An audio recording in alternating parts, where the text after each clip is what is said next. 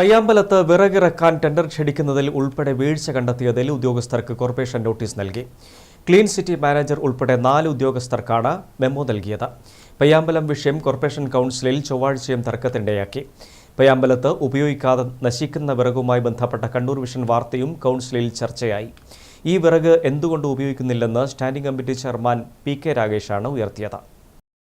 പയ്യാമ്പലം വിഷയത്തിൽ ശക്തമായ പ്രതിഷേധമാണ് കണ്ണൂർ കോർപ്പറേഷൻ കൗൺസിലിൽ LDF അംഗങ്ങളും BJP അംഗവും ഉയർത്തിയത്.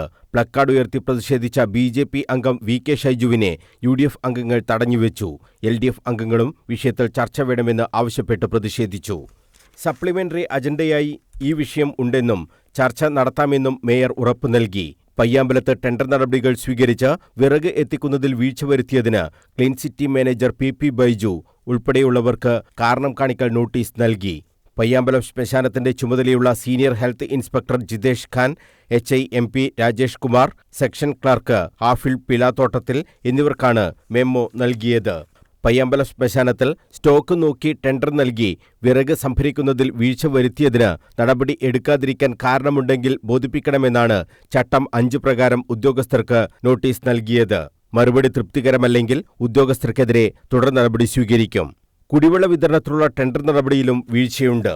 വിറകില്ലാതെ പയ്യാമ്പലത്ത് ശവദാഹം മുടങ്ങുമ്പോഴും തൊട്ടടുത്ത് കഷ്ണങ്ങളാക്കിയ മരം നശിക്കുന്ന വാർത്ത കഴിഞ്ഞ ദിവസം കണ്ണൂർ വിഷൻ റിപ്പോർട്ട് ചെയ്തിരുന്നു.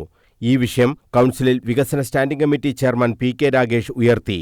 ഈ വിറക് അവിടെ കിടക്കുന്നത് നേരത്തെ ശ്മശാനം നടത്തിയവരുടെ ഔദാര്യമല്ലെന്നും വിറക് ഉൾപ്പെടെയാണ് കോടതി ആദ്യം പള്ളിക്കുന്ന് പഞ്ചായത്തിനും പിന്നീട് കണ്ണൂർ കോർപ്പറേഷനും കൈമാറിയതെന്നും PK രാഗേഷ് പറഞ്ഞു. അവിടെ ഇറക്കിയ വിറക് KG ബാബുവിന്റെ ഔദാര്യമല്ലെന്നും PK രാഗേഷ് പറഞ്ഞു. ഈ വിറക് ഉപയോഗപ്പെടുത്താൻ എന്താണ് തടസ്സമെന്നും രാഗേഷ് ചോദിച്ചു.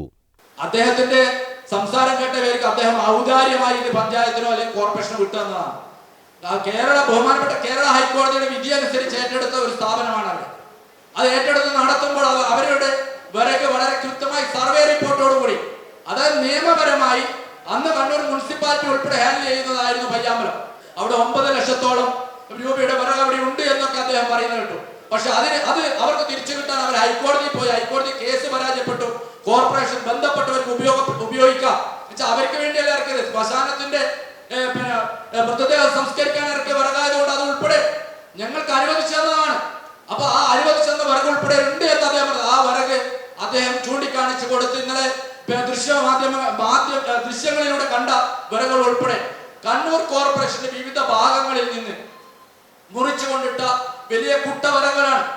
അത് മുറിച്ച് ഈ പറയുന്ന മൃതദേഹം സംസ്കരിക്കുന്നതിന് ആവശ്യമായ രീതിയിലേക്ക് മാറ്റുന്നതിനുള്ള നിർദ്ദേശമെങ്കിലും കൊടുത്താൽ അതിന് പ്രത്യേകിച്ച് കരാർ കൊടുത്തിട്ടുണ്ടെന്നാണ് മനസ്സിലാക്കുന്നത്. ആ കരാർ പോലും പൂർണ്ണമായി നടപ്പാക്കാൻ നമുക്ക് സാധിച്ചിട്ടില്ല. പയ്യാമ്പലത്തെ പവിത്രമായ ഇടമായാണ് കാണുന്നതെന്നും മൃതദേഹത്തോട് ഒരിക്കലും അനാദരവ് ഉണ്ടായിട്ടില്ലെന്നും മേയർ മുസ്ലിം മഠത്തിൽ വ്യക്തമാക്കി. വീഴ്ച വരുത്തിയ ഉദ്യോഗസ്ഥർക്കെതിരെ നടപടി ഉണ്ടാകുമെന്നും മേയർ പറഞ്ഞു. News bureau, Kannur.